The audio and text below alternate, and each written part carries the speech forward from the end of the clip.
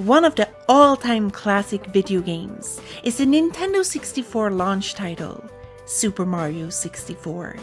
Released back in 1996, this conversion of a beloved flagship game franchise from the second to third dimension paved the way for how developers were to approach game design within this entirely new climate for years to come.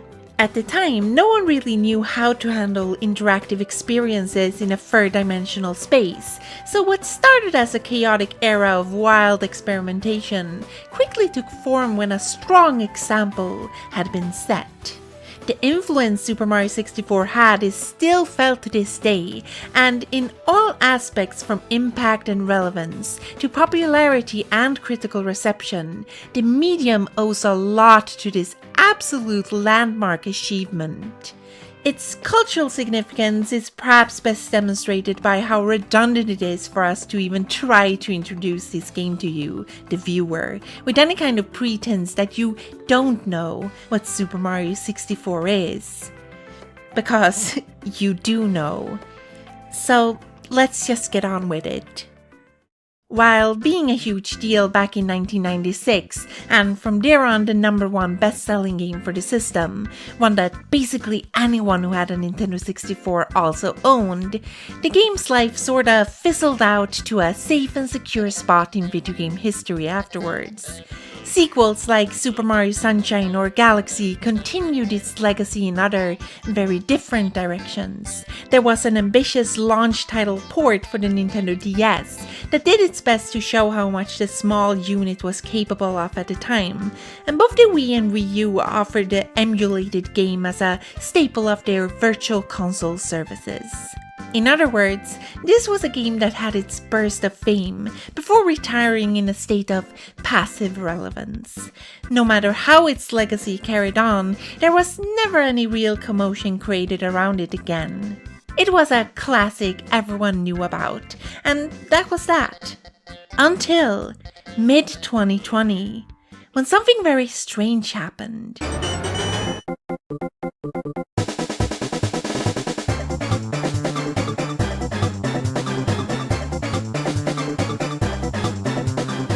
All of a sudden, Super Mario 64 was intensively relevant again, in a rapid-fire succession of increasingly new and unprecedented ways. From fans reverse engineering the entire game to run natively on PCs, initial murmurs and later confirmation of a half-restored Switch port, and the unveiling of previously unseen prototype assets from the Giga Leak, to opposingly esoteric aspects like the Wario apparition, Personalization AI, and the Iceberg.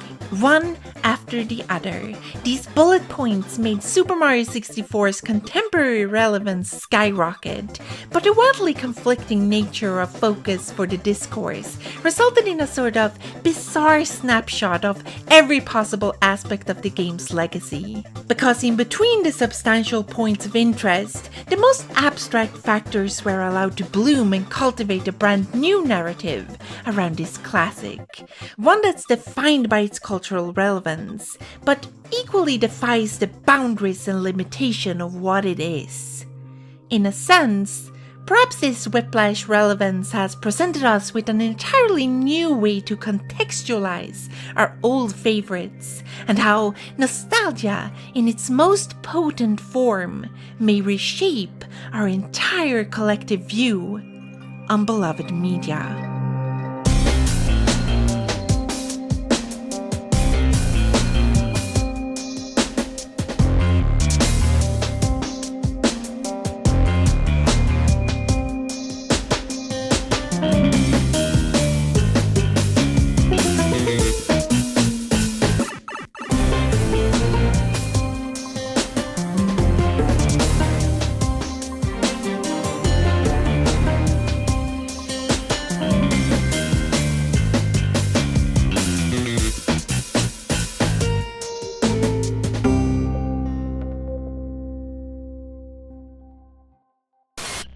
It may seem silly in hindsight, when we don't just have the full narrative, but are also acclimated to that narrative 20 years removed from the mid-90s. In fact, the novelty of Super Mario 64 might even seem confusing when we can point to not only contemporary hardware displaying 3D worlds, but earlier ones as well.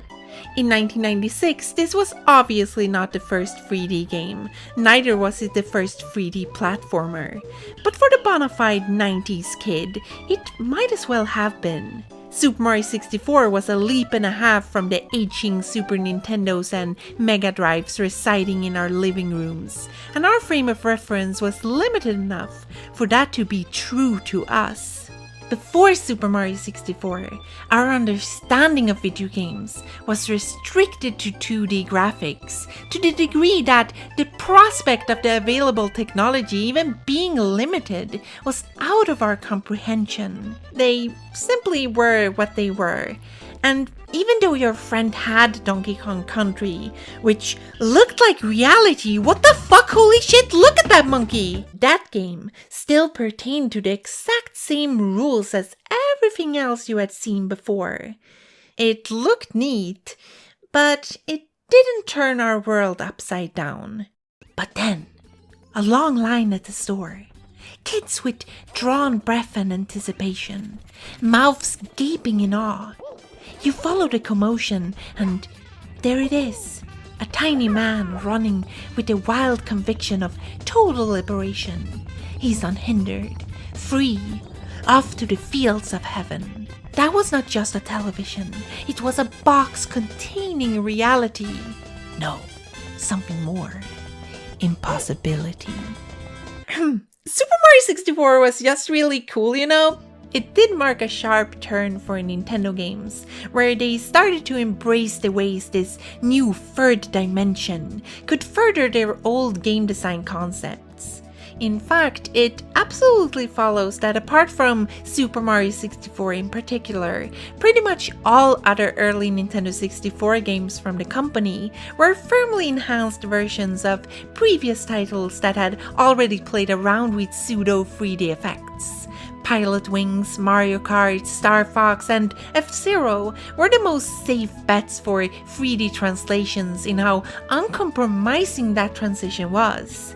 The only outliers before Ocarina of Time were Wave Race and 1080 snowboarding, which are still strongly related to the vehicle-based format of their contemporaries, and Yoshi's Story, which just ditched 3D altogether for pre-rendered 2D sprites.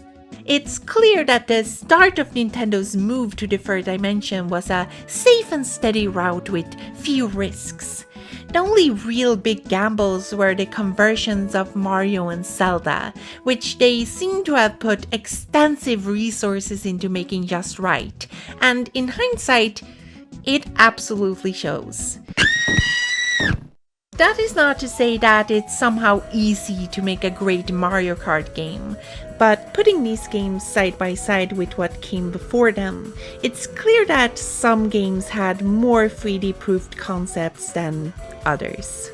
In fact, even Ocarina of Time borrowed a lot of its most difficult foundational work from Super Mario 64. In many ways, it's just a link to the past played in a modified Mario engine. Actually, that's exactly what it is. In this light, Super Mario 64 sticks out as something explicitly new and exciting, both in hindsight and through a mid-90s perspective. It's arguably the one game for the system where Nintendo had to discard everything they knew about 2D game design, which, apart from some previous Super FX chip fiddling, basically meant everything they knew about game design. And we're not saying this to devalue subsequent Nintendo games as less innovative or lazy, but rather just to point out how Super Mario 64 was their precursor, simply by merit of coming first. What we're saying is that this had all the risks of being a supreme novelty game embarrassingly dated by today's standard, to the point of straight up being unplayable. Kind of like Stunt Racer, but that's not what Super Mario 64 is, evident by its persistent popularity and status. It's remarkably timeless for being a 3D experiment in a time when no one knew what the hell they were doing. So for us kids at the time, the new spatiality of Super Mario 64 wasn't as much novelty as it was a leap towards something more tangibly real. A projected 2D image is in ways further removed from us than a virtual 3D environment that you can turn around, prod at, and fully explore to a completely different extent. And this is probably one of those aspects that's lost with aged 3D graphics when viewed from a modern lens. Of course it looked like fake plastic at best, or Lego blocks at worst. We weren't blind to that. What amazed us was how technology could create a small separate world with shape, weight, volume, and depth. One of the benefits of this new game world was how well it lended itself to mystique. 3D worlds will probably always be inherently more mysterious than 2D ones, purely through their spatial nature. We know these worlds to be real in a way previous game worlds could only wish to be. If something is just out of our grasp, it feels more plausible that we could actually potentially reach it. There's a reason why something like the ice key in banjo-kazooie is so monumentally tantalizing. It's not just about it looking like a collectible, or the question of where the lock may be. It's because we can gaze into the key chamber with our own eyes, and understand it to be an actual space within the game world. Within the logic of the game, we should be able to get inside. Compared with something like that little island behind the haunted house in Super Mario World, which is arguably of equal infamy. It looks peculiar, but honestly, we only suspect it being of note because of deduction. There is nothing really telling us we can actually go there as much as we just kinda wish we could. In contrast, you play all of Super Mario 64 within Peach's castle, unlocking doors and progressing further within its interior. If we step outside, there is clearly a visible rooftop that Mario could feasibly run around on. There may be secrets on top, but primarily we want to get there because we know Mario can inhabit that space. Drawn image versus tangible spatial dimensions. One is flat and distant, the other absolutely believably there. In fact, if you beat the entire game, you are rewarded with a cannon that shoots you to that rooftop, where there actually is a secret for you to discover. It existed within the game, and so we could go there. This might even open up further questions for the more curious player, like how there is just a void behind the castle, when the courtyard would suggest something else. Suddenly, this other castle rooftop is even more desirable than the last, because no matter how much we try, we may never actually reach it. Now, through other means not officially endorsed by the Nintendo Corporation, we can actually get another view and peek at what lies beyond that ridge, which understandably is nothing more than smoke and mirrors. But we believe this rooftop example is a sort of microcosm of how the tangibly intangible aspects of this game have persevered in our minds. Throughout Super Mario 64, there are mysteries to be intentionally solved, and then there are the points of interest that are seemingly nothing. Perhaps most infamous is the star statue in the courtyard, with a blurry inscription that people have interpreted as either Eternal Star or Alice Real 2401. Within the code of Super Mario 64, this monument does absolutely nothing. It's just there and cannot be interacted with in any meaningful way. But this didn't stop people from assigning great importance to it, based on their assumptions, or rather, wishful thinking. Somehow, in some way, This hunk of polygons is supposedly absolutely vital to be able to play as Luigi in this game, as opposed to hacking Nintendo servers and performing info theft. Early 3D games were so limited in scope that pretty much every bit of data had an expressed purpose, often being cleverly maximized or recycled to a larger extent to make full use of them within the product.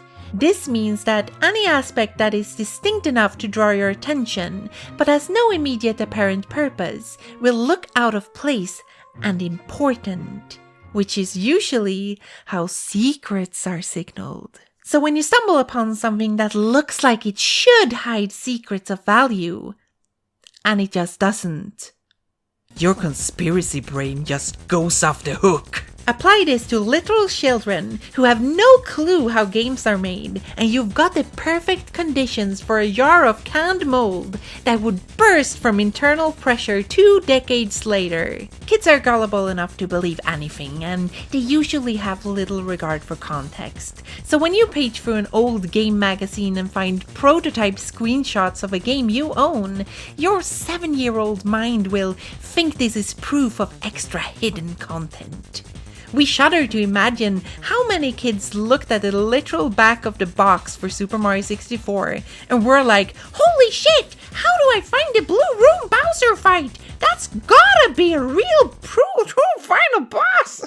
Mysteries are a dangerously effective means for making media stick with its audiences for years after the fact. Just yam some unanswered questions in the back of their minds and you've got them hooked. This can obviously be exploited through the infamous mystery box writing, and at worst, it may even foster a lore community. Look, our generation just kinda got hung up on that star statue, expecting it to somehow grant us Luigi, and we never learned to let go, even past the age of 30. Super Mario 64 was a big deal for us, and we wanted to engage with it on all possible levels. It's a special game for many people, and the whole mystery angle where we'd fabricate tall tales and lies around it is very much sprung from a desire that Super Mario 64 would simply be more. We didn't want the game to end, so we imagined ways for it to continue, for all the odd inconsistencies to house great revelations, for the fun to never end. But it did.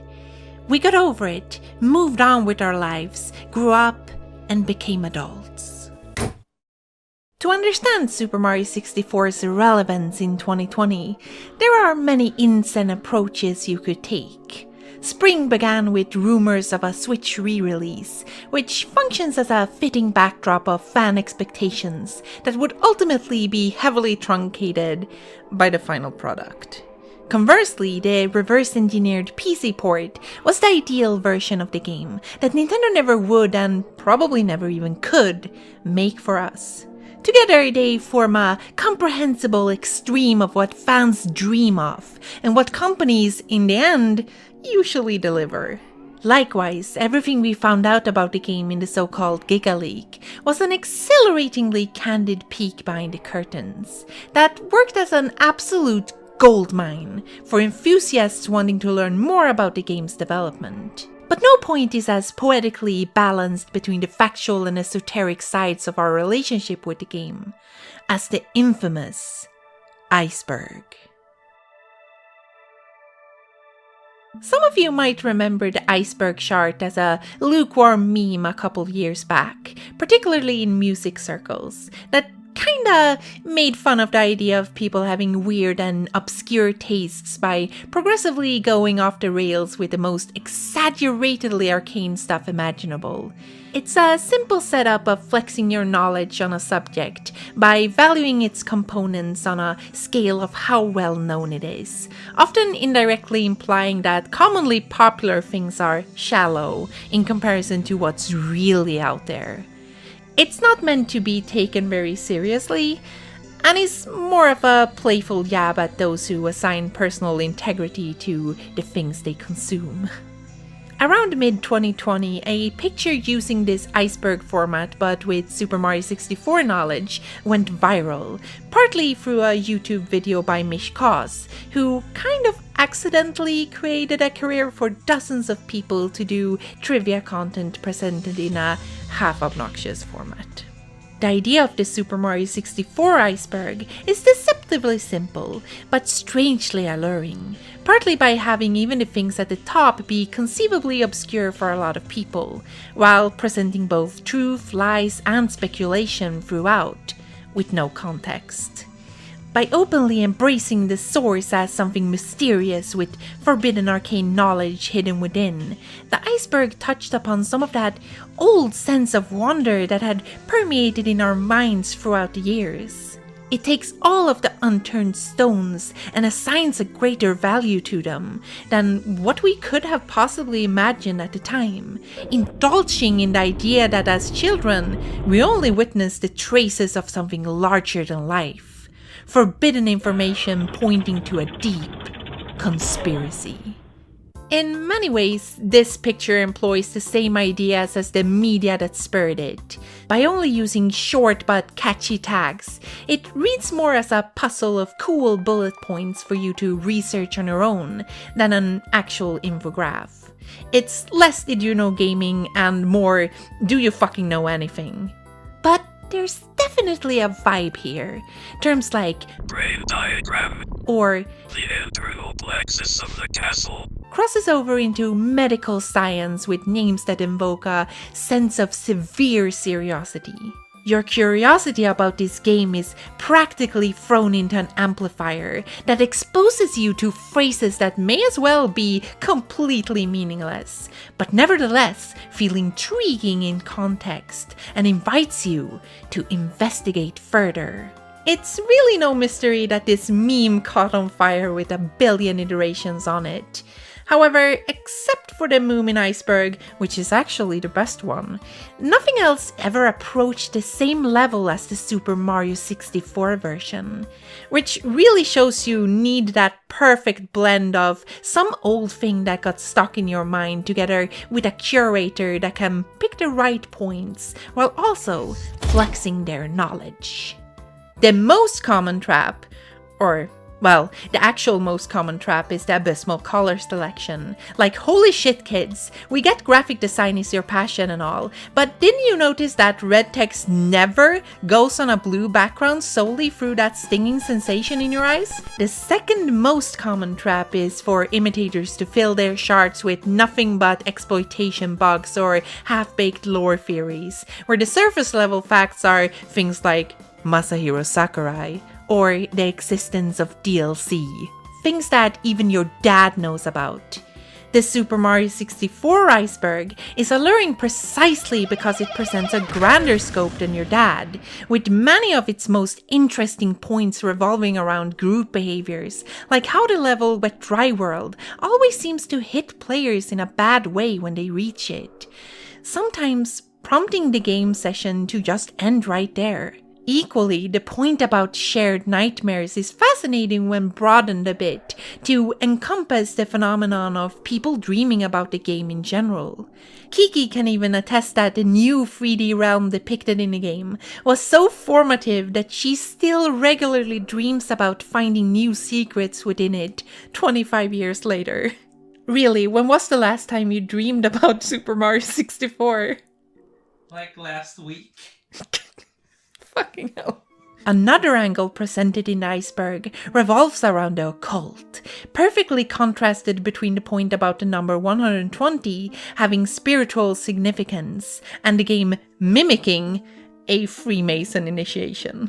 On closer examination, these two are opposites that focus around either fitting the subject matter into an incredibly vague framework or a relatively rigid one, while equally mirroring a lot of the approaches of assigning greater significance to Super Mario 64 throughout the iceberg and beyond. Looking up the meaning for 120 will send you into a rabbit hole of anything and everything being important. It's a futile endeavor where you'll be jumping between different angelic explanations going, wait, is this the one? Or Is that the one they're referring to? This comes as no surprise, as the town of Wet Dry World is clearly the city of Babylon. The truth is that it might as well have been any number, like 64. The iceberg point is vague enough for it to mean anything, but we still assign a value to it, because ultimately, it just sounds neat. Opposingly, the Freemason initiation point is actually interesting because it has a concrete source that applies a specific reading on the game with loads of backing.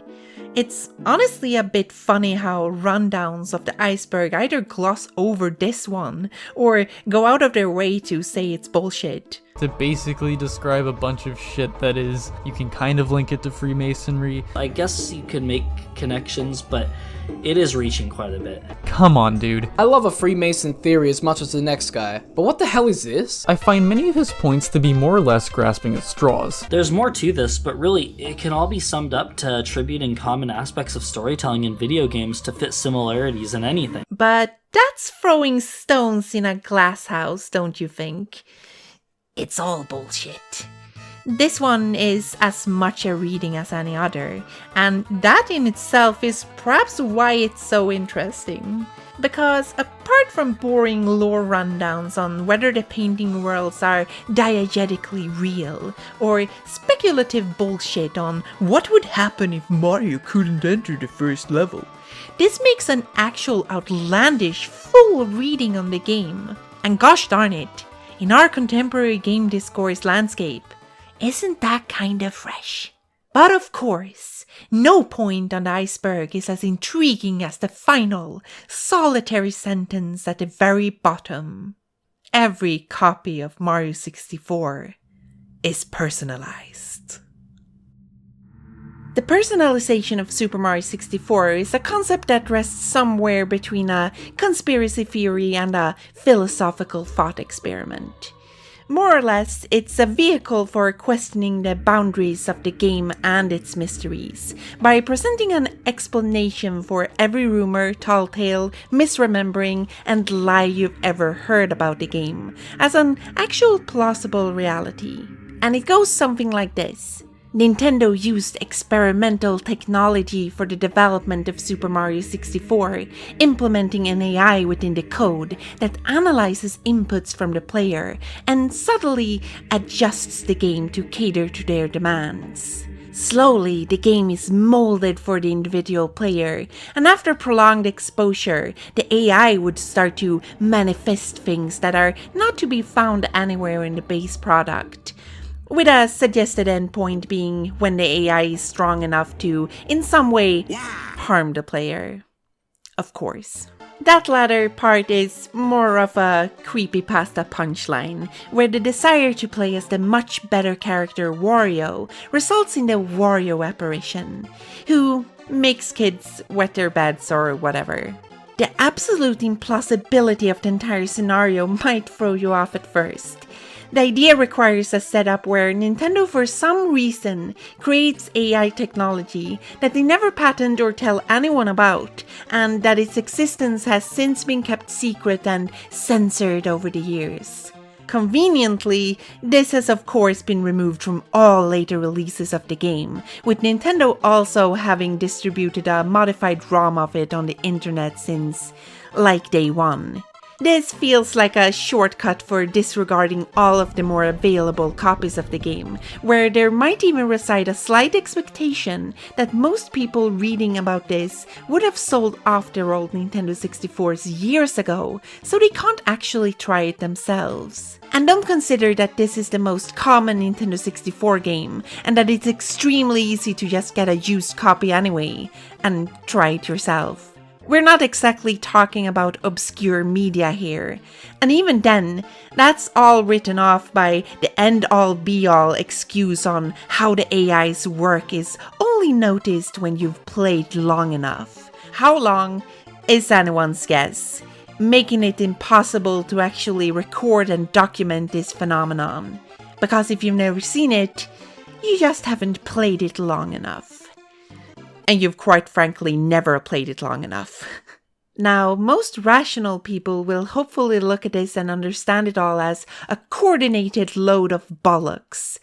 However, putting the personalization theory under scrutiny kinda misses the point, as the AI story is secondary to the actual purpose. This might as well have been attributed to ghosts, magic, gremlins, or, I don't know, the borrowers? The actual point of this is that it explains to you that everything you've ever heard about the game is actually real. All of it. That talk about Unagi's tunnel, the implications of a cold crevasse, being eaten alive by Dory, escaping the cage in Big Boo's haunt, that kid who said you could unlock Luigi if you peed on your brother, they're all just as real as Bob on Battlefield or the wing cap. There is no distinction, there are no lies. The wild fantasies you had about this game, all of its many mysteries, all of your wishes, they're all legit. And you were not just right, you are explicitly unique for the one experience you had. And we believe the personalization theory resonated so deeply within people because it recreates that childhood wonder we all felt around Super Mario 64 all those years ago. It's a vessel for dusting off your old thoughts and playing with them in an entirely new way. Nostalgia is a drug, and when it gets harder to get your fill, more drastic means have to be executed. And through dissecting Super Mario 64 so thoroughly as it's been over the years, fans suddenly reached out beyond the boundaries and started finding new novelty in charting all of the fictional claims spread in the discourse around the game. It was practically the final frontier of engagement that could possibly be mined out of the game. What happened here is an intensively unique thing that's practically unprecedented. Like, this is probably closer to how religions are formed than being a natural step of a regular game fandom. The final stages of engagement for most games usually ends up in mods, bug exploitation, and special challenges like speedruns. Okay, speedrun. Woo! You know, that point where the content of a game is explored to its fullest extent to discover the absolute outer boundaries.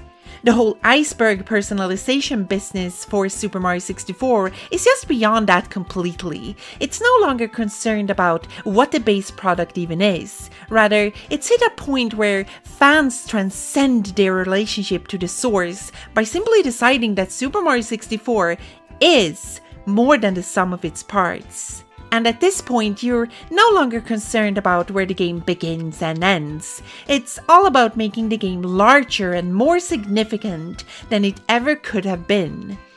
In some ways, it's no longer Super Mario 64 the game, but Super Mario 64 the idea. Now, it's of utmost importance that you don't take this as a guide for what the coolest way of engaging with Super Mario 64 is, or that this approach will ever be applicable to any other game than this one in particular. It's very much lightning in a bottle caused by the cultural relevance of the game, its inherent mysterious nature, and sheer popularity. You sort of need to get a community completely on board with your wild postmodernist abolition of conventional video game engagement for the transcendence to even be an accepted thing, and not just a fanfic conspiracy theory about how all the fake cheat codes you found online in 1999 were actually legit. From a behavioral aspect, the anomaly isn't that someone decided to play around with the idea. It's that everyone else just immediately accepted it. Everything just kinda clicked into place after that. Shortly afterwards, the Nintendo Giga Leak happened, an event that revealed a mind-boggling amount of old classified information. Among them, loads of prototype assets for Super Mario 64. Juxtaposing playfully arcane forbidden knowledge with actual leaked classified information. And right at the epicenter of this storm of leaked goodness was Luigi himself, the subject of endless obsession for fans of Super Mario 64 throughout the years. The timing for this was so impeccable, it's honestly nothing short of beautiful. It's like as soon as people learn to collectively let go of their childhood obsession by exercising it in the most spectacular way, they were rewarded with the more tangible, adult alternative. Cut content. A peek at what could have been, a confirmed look at Luigi as conveyed within the official presentation of the game. Needless to say, there were celebrations abound. Like a final victory for Totally True Game Sheets 123.tk, L was totally real 2401 all along. We don't even need an iceberg to prove it. He's right there. It seems most interest in personalization and Wario apparitions petered out after this. A month later, Nintendo announced and released their Switch port of Super Mario 64, which formed a sort of sobering return to reality, where limited availability and manufacturer scarcity were bigger key players in the discourse than whatever actually constitutes Super Mario 64. Life went on, and we continued with our daily routines. So in the aftermath of the glorious freeform jazz rave that was the Super Mario 64 fandom in 2020, let's take a step back, shuffle across the empty dance floor, and turn the lights back on again. What have we learned from this? Well, it's certainly not that Nintendo wanted to gaslight kids with slightly different copies of their hit game. Let's brush that off for a moment. Rather, let's just reflect on how the design of a game can somehow, given the right circumstances, create such a lasting impression in its audience that their individual experience mutates into a collectively bred beast. Amazing. Truly marvelous. Let's go! But truthfully now, is Super Mario 64 really a mysterious game with stones left unturned? Or are we intentionally misreading and playing up aspects we didn't fully understand as children? Are we, so to say, making a hen out of a feather here? Well, of course we are. So, for the sake of closure, let's go back and look at this from a more grounded viewpoint. As we elaborated on previously, all early 3D games were severely limited in scope thanks to their contemporary hardware restrictions. As such, games featured sparse worlds with often repeated assets, where anything of express note was a landmark in its own right. Within that framework, a level like, say, Whomp's Fortress will be a tight-knit system of interconnected parts that all fill a purpose. You have things to collect, enemies to defeat, traps to avoid, alternate paths of varying treachery, hidden shortcuts, and tools to access further parts of the level. There is no excess here. Everything has an immediate purpose, and as such, we understand this level as in some ways complete. Contrast this with levels like, say, Cool Mountain or Hazy Maze Cave, where this same mindset is employed, but there's some small irking detail that just doesn't fit. Like the empty alcove in the gas cave or the second lost penguin chick. Immediately apparent level assets that are just nothing. Heck, the penguin mother even exclaims that this other lost baby must have parents that are worried sick. Yet, there is no scenario for this character other than neglect or death. These things clearly irk players in the wrong way, but they're not exactly unexplainable. You don't even need to speculate these as traces of cut content. It's much simpler than that. Think back to the gas room, for example. This is an area where Mario is unable to breathe, so his health is rapidly sinking, just like if he was underwater. The player needs to get in and do their thing, like reaching the door on the alcoves, before time runs out.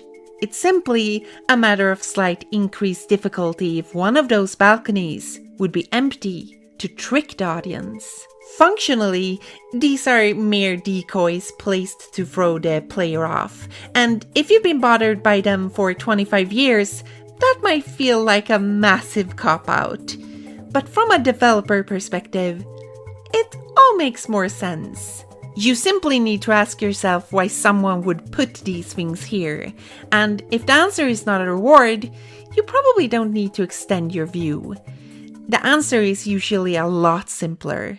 For another example, as you most likely know, to access a majority of the different levels in Super Mario 64, you jump into paintings that are scattered around Peach's castle. These all portray visuals that in some way correspond with their associated level, and as such, any paintings that are not accessible would give you an impression that they contain some secret level.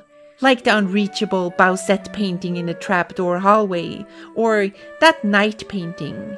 Well, the Bowser one is just another decoy, and even then, there are 3 different Bowser levels, so we should probably be covered on that front, don't you think? That night painting is admittedly a bit more curious, especially considering the actual frame is completely unique to it. But on the other hand, it also just displays the wall texture for the floor immediately above it, so it's not actually that unique in the grand scheme of things. Perhaps the one renegade art gallery texture that people have obsessed the most about is the stained glass window depicting Peach above the castle bridge, with a noted gap between the exterior and interior. Tinfoil conclusions either talk about this as, again, some hidden level, or perhaps an implied secret room where Peach is actually being held captive during the course of the game. She's supposed to be around here. But this texture does correspond to a level. It's the entry to the secret slide from the castle's Romanesque chapel. You know, adulthood is realizing all of the mysterious parts of Super Mario 64 was nothing but decoration. While there was totally a Christian prayer room for worshipping Saint Peach in here all along that no one ever seems to comment on. Under scrutiny, the myth-making business of Super Mario 64 is surprisingly fabricated and arbitrary with its focus. Yes, they're probably just a result of people collectively ranking the importance of key points through how much discussion revolves around them. But if you go backwards, or rather forwards, you'll realize how silly this all is. For example, the archetypical Super Mario 64 mystery is, again, the star monument in the courtyard. Less people seem as concerned about the visible rooftop. Some lore nuts place great significance on the odd doorway. But no one ever talks about how Nintendo made unique fir trees for this one area, distinct from their snow-covered counterparts elsewhere in the game. This is yet another one of those arguably pointless asset decorations that add flavor to the world, but no one really obsesses over them despite being equally as meaningless as the statue. Because they're just trees. They don't look as special, and you can climb them. Don't know where you're gonna climb, but they don't stick out enough for there to be something extra about them. There simply is no room for there to be a mystery here. In earnest, we just pointed at this statue in particular and said that it was important. Yet it never really was. It was just a backdrop for a little quaint backdoors area where you access a ghost level. But to be fair, that's just the cold game code speaking. There is no intrinsic value to these odd bits and bobs. But that clearly never stopped people from assigning great personal importance to them. That's, after all, how we ended up here. But at the same time, it's reasonable to suggest that there are as many people who obsessed over these things as people who never did, or perhaps just got hung up on other things. Someone read online about unlocking Luigi, someone else spent hours looking for a presumed ghoul medal, and some poor kid had a lying cousin who tricked them into believing that you could steal Lakitu's fishing rod. Jonathan? Hell, there were probably people who just played through the game once and never gave it a second thought after that.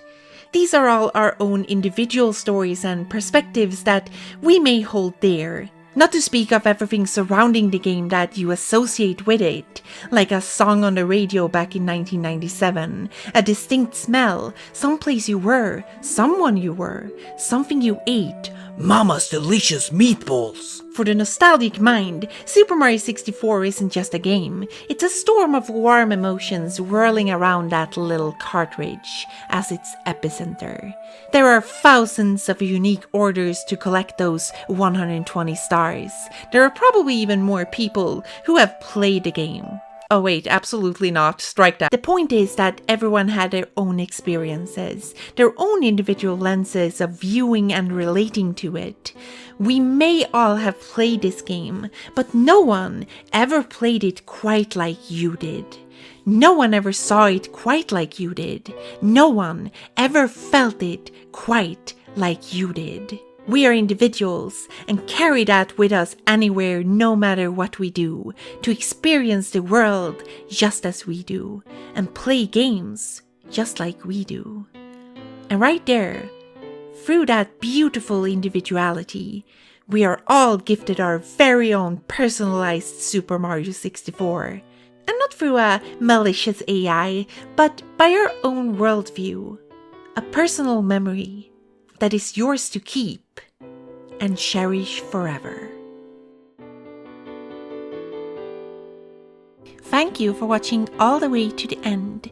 If you like what you saw, feel free to support us on Patreon. We are closing in on 100 patrons, so please help us out and make this mind-blowing goal a reality. And we would of course like to thank this month's Patreon supporters for making this video possible.